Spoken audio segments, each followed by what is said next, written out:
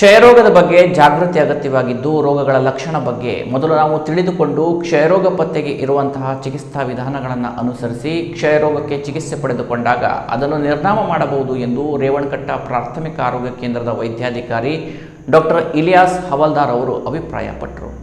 ಶಿರಸಿಯ ರೇವಣಕಟ್ಟ ಪ್ರಾಥಮಿಕ ಆರೋಗ್ಯ ಕೇಂದ್ರದಲ್ಲಿ ನಡೆದ ಕ್ಷಯಮುಕ್ತ ಭಾರತಕ್ಕಾಗಿ 100 ದಿನಗಳ ಅಭಿಯಾನ ಕಾರ್ಯಕ್ರಮವನ್ನು ಉದ್ಘಾಟಿಸಿ ಅವರು ಮಾತನಾಡಿದರು. ಹಿರಿಯ ಕ್ಷಯರೋಗ ಮೇಲ್ವಿಚಾರಕ ಉದಯ್ ಶಂಕರ್ ಅವರು ಮಾತನಾಡಿ, ಕ್ಷಯರೋಗ ನಿರ್ಮೂಲನೆಗಾಗಿ ದೇಶಾದ್ಯಂತ 100 ದಿನಗಳ ಅಭಿಯಾನ ಕಾರ್ಯಕ್ರಮ ಪ್ರಾರಂಭಗೊಂಡಿದ್ದು, ಕ್ಷಯರೋಗವನ್ನು ನಿರ್ಮೂಲನೆ ಮಾಡಲು AI ತಂತ್ರಜ್ಞಾನ ಒಳಗೊಂಡ ಮೊಬೈಲ್ ಹ್ಯಾಂಡೆಡ್ ಎಕ್ಸ್ರೇಗಳನ್ನು ಒಳಗೊಂಡ ಆಧುನಿಕ ವಿಧಾನಗಳನ್ನು ಅನುಸರಿಸಬೇಕು ಎಂದರು. ಮೊಬೈಲ್ ಹ್ಯಾಂಡೆಡ್ ಎಕ್ಸ್ರೇಯು ಕ್ಷಯದ ಜೊತೆಗೆ 12 ಬೇರೆ ಬೇರೆ ಕಾಯಿಲೆಗಳನ್ನು ಪತ್ತೆ ಹಚ್ಚಿ 2030 ಹೊತ್ತಿಗೆ ಕ್ಷಯಮುಕ್ತ ಭಾರತ ಮಾಡುವಲ್ಲಿ ನಿರ್ಣಾಯಕ ಪಾತ್ರ ವಹಿಸುತ್ತದೆ ಎಂದು ತಿಳಿಸಿದರು. ಕ್ಷೇತ್ರ ಆರೋಗ್ಯ ಶಿಕ್ಷಣಾಧಿಕಾರಿ ಗೌರಿ ಸಿ ನಾಯ್ಕ್ ಅವರು ಮಾತನಾಡಿ, ಕ್ಷಯರೋಗ ಕೆಮ್ಮು ಕಫದ ಮೂಲಕ ಒಬ್ಬರಿಂದ ಒಬ್ಬರಿಗೆ ಹರಡುವ ಸಾಂಕ್ರಾಮಿಕ ಕಾಯಿಲೆ ಆಗಿರುವುದರಿಂದ ತಕ್ಷಣ ಪತ್ತೆ ಹಚ್ಚಿ ಚಿಕಿತ್ಸೆ ಪಡೆಯುವಂತೆ ತಿಳಿಸಿದರು. ಅದಾದ ನಂತರ ಈ ಕ್ಷಯಮುಕ್ತ ಭಾರತ ಮಾಡಲಿಕ್ಕೆ ಇಡೀ ದೇಶಾದ್ಯಂತ 100 ದಿನಗಳ ಕ್ಷಯಮುಕ್ತ ಭಾರತ ಅಭಿಯಾನ ಅಂತ ಒಂದು ಕಾರ್ಯಕ್ರಮ ಮಾಡ್ತಾ ಇದ್ದಾರೆ. ಇಡೀ ಭಾರತದಲ್ಲಿ ಇದು ನಡೀತಾ ಇದೆ. ಇದ್ರ ಉದ್ದೇಶ ಏನಂದ್ರೆ ಕ್ಷಯರೋಗವನ್ನ ನಿರ್ಮೂಲನೆ ಮಾಡೋದು, ಕ್ಷಯರೋಗವನ್ನ ಬುಡ ಸಮೇತ ಕಿತ್ತಾಕೋದು. ಮುಂದೊಂದು ದಿನ ಯಾರೋ TB ಪೇಷಂಟ್ ಇರಬಾರ್ದು. ಆ ಕ್ಷಯರೋಗವನ್ನ ನಿರ್ಮೂಲನೆ ಮಾಡೋ ಸಲುವಾಗಿ ಇರುವಂತ 100 ದಿನಗಳ ಅಭಿಯಾನ ಕಾರ್ಯಕ್ರಮ ಇದು.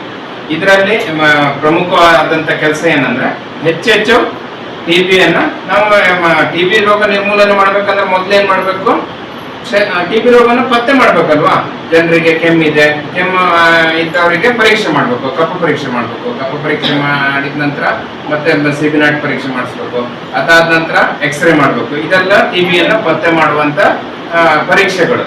ಆದ್ರೆ ಈ ಹಳ್ಳಿ ಜನರಿಗೆ ಸೀದಾ ಹೋಗಿ ತಾಲೂಕು ಆಸ್ಪತ್ರೆಯಲ್ಲಿ ಹೋಗಿ ಅಲ್ಲಿ ಕಾದ್ಕೊಂಡು ಎಕ್ಸ್ರೇ ಎಲ್ಲ ಮಾಡೋದು ಕಷ್ಟ ಆಗ್ತದೆ.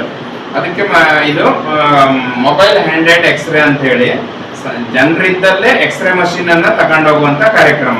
ಹ್ಯಾಂಡೆಡ್ ಎಕ್ಸ್ರೇ ಇಡೀ ಉತ್ತರ ಕನ್ನಡ ಜಿಲ್ಲೆಯಲ್ಲಿ ಕಾರವಾರ ಮತ್ತೆ ಸಿರ್ಸಿಯಲ್ಲಿ ಮಾತ್ರ ಈ 2 ಎಕ್ಸ್ರೇ ಮಷೀನ್ ಅನ್ನ ಕೊಟ್ಟಿದ್ದಾರೆ.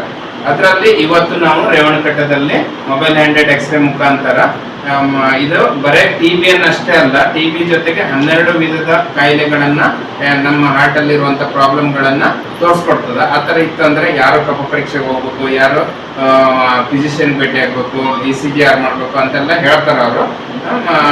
ಎಲ್ಲರದ್ದು ಎಕ್ಸ್ರೇ ತೆಗಿತಾರ. ಎಕ್ಸ್ರೇ ತೆಗೆದು ಇದರ ಪ್ರಮುಖ ಉದ್ದೇಶ ಏನಂದ್ರೆ TBಯನ್ನ ನಿರ್ಮೂಲನೆ ಮಾಡಿ 2030 ನಾವು ಕ್ಷಯಮುಕ್ತ ಭಾರತವನ್ನ ಮಾಡೋದು.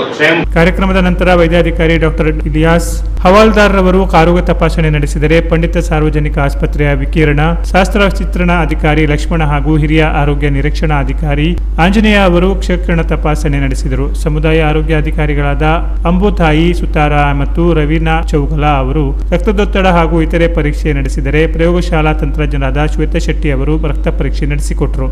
ಕಾರ್ಯಕ್ರಮವನ್ನು ಪ್ರಾಥಮಿಕ ಆರೋಗ್ಯ ಕೇಂದ್ರದ ಅಮೃತ ನಾಯ್ಕ ಅವರು ಸ್ವಾಗತಿಸಿದರೆ, ಹಿರಿಯ ಆರೋಗ್ಯ ನಿರೀಕ್ಷಣಾಧಿಕಾರಿ VC ಹಿರೇಮಠ ಪ್ರಾಸ್ತಾವಿಕವಾಗಿ ಮಾತನಾಡಿದರು. ಆಶಾ ಮೇಲ್ವಿಚಾರಕಿ ರೂಪಾ ನಾಯ್ಕ ಅವರು ಕಾರ್ಯಕ್ರಮ ನಿರ್ವಹಿಸಿದರೆ, ಪೂಜಾ ಪಾಟೀಲ್ ಅವರು ವಂದಿಸಿದರು. ರೇವಣಕಟ್ಟ ಪ್ರಾಥಮಿಕ ಆರೋಗ್ಯ ಕೇಂದ್ರದ ಆಶಾ ಕಾರ್ಯಕರ್ತೆಯರು, ಸಿಬ್ಬಂದಿಗಳು, ತಾಲೂಕು ಆರೋಗ್ಯಾಧಿಕಾರಿ ಕಚೇರಿಯ ಸಿಬ್ಬಂದಿಗಳು ಹಾಗೂ ಸಾರ್ವಜನಿಕರು ಉಪಸ್ಥಿತರಿದ್ದರು. ಸುಮಾರು 50ಕ್ಕೂ ಅಧಿಕ ಜನರು ಆರೋಗ್ಯ ತಪಾಸಣೆ ಮಾಡಿ ಎಕ್ಸ್ರೇ ತಪಾಸಣೆ ಮಾಡಿಸಲಾಯಿತು. Canara plus news, Sirsi.